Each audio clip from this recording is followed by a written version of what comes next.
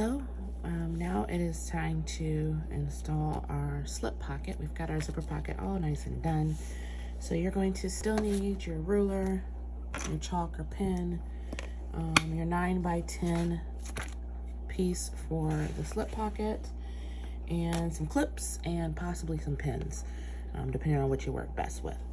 So we are going to make another center mark, and I still have, if you can still lightly can be seen the center mark front that I made previously, but we're going to make a center mark just below the zipper pocket overlay or facing, and I would make it about 1 inch long just to be safe.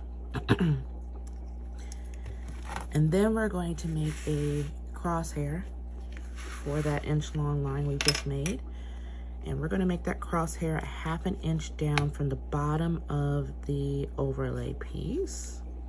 And I like to make my little marks 1 inch just to make sure that I can see it. All right, so at this perpendicular mark that we just made, the one that is horizontal, we are going to lay or place our folded or slip pocket. I don't know why I can't think of words.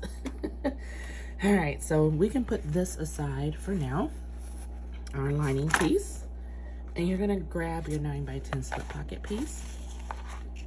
You are going to fold it in half, making sure that your long edge now is 9 inches in length. And actually, I folded it the wrong way. You want to make sure you fold it to right sides together. Let's make sure we have that right.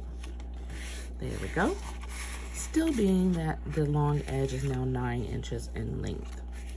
You're going to take this to your machine and you're going to sew both short edges at a 1/4 seam allowance. And then you're only going to sew a portion of the bottom at 1/4 seam allowance. I would leave probably a good 4 inches unsewn or open, because we want to make sure that we'll be able to flip this pocket piece right side out. So I'm going to just put this aside. I'm using waterproof canvas, so I do not have to do the stitching and then flipping method. For that, I can just actually place that folded onto my lining piece and sew it onto my lining piece, and I'll show you how I do that. But just an example, I have my old rusty, dusty sample piece. I have sewn at 1/4 inch seam allowance, 1/4 inch seam allowance, and then I have left about 4 inches open at the bottom. Once you have gotten that sewn, you're going to flip this right side out.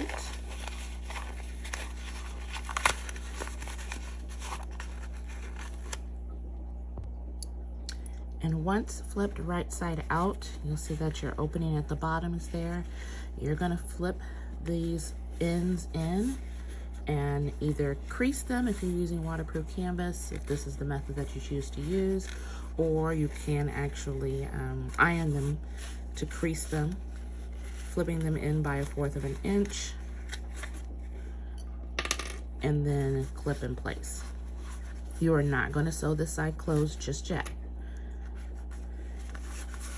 All right, so the next thing you wanna do is either mark the center, the top of the slip pocket, the center, either with a chalk, or you can fold and crease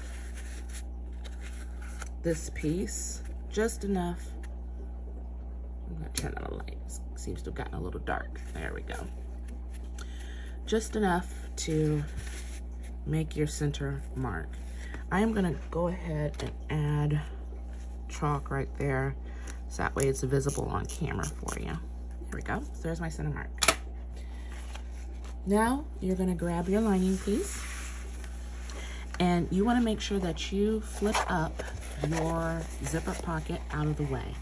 You do not want to stitch your zipper pocket. That would be frustrating as I don't know what, to have to go through and rip seams. So I'm gonna clip this up and out of the way to make sure that I do not sew any of it. So now I have my center mark and also my guideline for where I'm going to position or place my slip pocket. I have my center mark for my slip pocket. I'm gonna line up those center marks and then bump my folded side, folded edge of my slip pocket right up against that placement mark I made. And then you can pin in place just as needed and take to your machine your whole entire lining piece with your slip pocket, and you're going to sew only 3 edges of your slip pocket. You're going to sew or top stitch down this side all the way across this side, closing this opening at the bottom, and then up this side, making sure to back stitch. And after you do that, if you want to make separated pockets, slip pockets for your bag, feel free to do so. You can do so by sewing down, excuse me, creating a full center line down the center of your slip pocket and just sewing down that center line. Since I am using waterproof canvas, I am not going to be using the sew the raw edges together and then flip to the right side method, because waterproof canvas does not fray.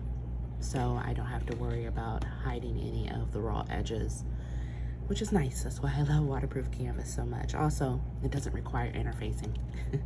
It really, that's the first and foremost reason why I love waterproof canvas. I absolutely hate interfacing. So with waterproof canvas, all I'm going to do is fold this wrong sides together.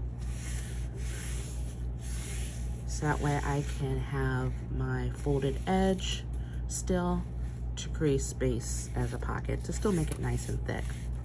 And I will do the same thing as making the center mark for the waterproof canvas slip pocket. I will align it center mark to center mark and butt it up against the actual placement mark I've made. And then I will just sew directly onto the lining piece. I will sew this edge and I will sew the bottom edge, and then I will sew this side, back stitching at both places, and then my pocket is done.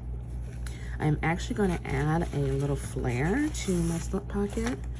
I want to add a strip of my leather that I have onto the edge of my slip pocket to make it stand out a little more, be a little more fancy. So I have already added double-sided tape to the back of my little strip, and it is actually 9 inches, the same length here as the folded edge of the slip pocket, but I have cut it at 1.5 inches wide, or in height. And since this leather is super thin, I am going to be able to fold it to the center. And if you're using waterproof canvas, you can do the same. You're going to do this just as you did with your strap connector pieces and your strap, your tassel tabs. So you'll make a line down the center, apply double-sided tape down that center line, and then you're going to fold to the center.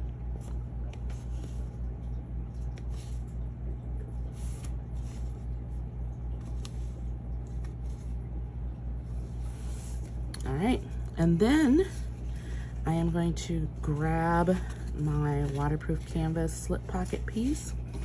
I am going to clip the sides closed to make sure that the bottom stays lined up and doesn't slide on me. Nothing moves as I go to attach this little accent to the slip pocket. And I do want to let you know that this is not included in the Bianca pattern. This is just something that I'm choosing to do right now. So with now this done, this little accent piece for my slip pocket, I am going to line up the folded side of the slip pocket to the center line here where I folded everything together. And I am just going to simply fold this piece over my slip pocket piece, making sure that I do my best to keep the bottom edges of this accent piece together and in line, not overlapping too much. So I'm going to clip as I go. And I can kind of feel with my fingers to make sure they're lined up, both sides.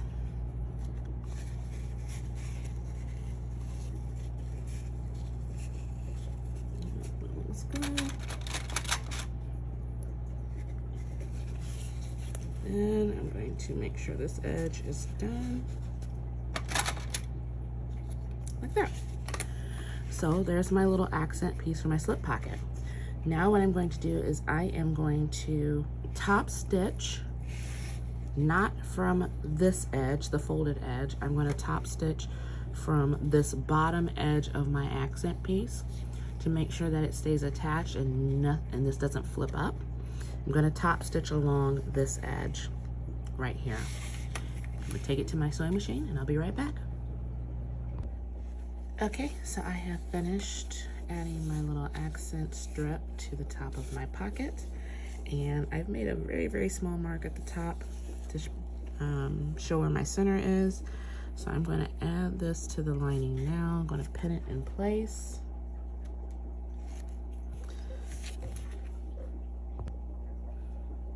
Okay, I've got my slip pocket pinned in place, and I'm going to take it to my machine to sew it up. So I'm going to sew just these 3 edges, top stitching those 3 edges only.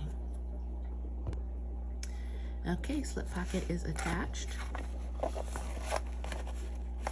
I will wipe down my bag a little later, get rid of any chalk marks that aren't easily coming off, but that's great about waterproof canvas. You can just wipe it down clean. All right, slip pocket is done. I am not going to divide this pocket. I like it as is. I am, however, going to remove these clips. And this particular lining piece is done. I am now going to complete my other lining piece just by making sure that the lining bottom or lining piece are together as one, and do my top stitching across the top. And then we will proceed in finishing out our lining and attaching it to our exterior.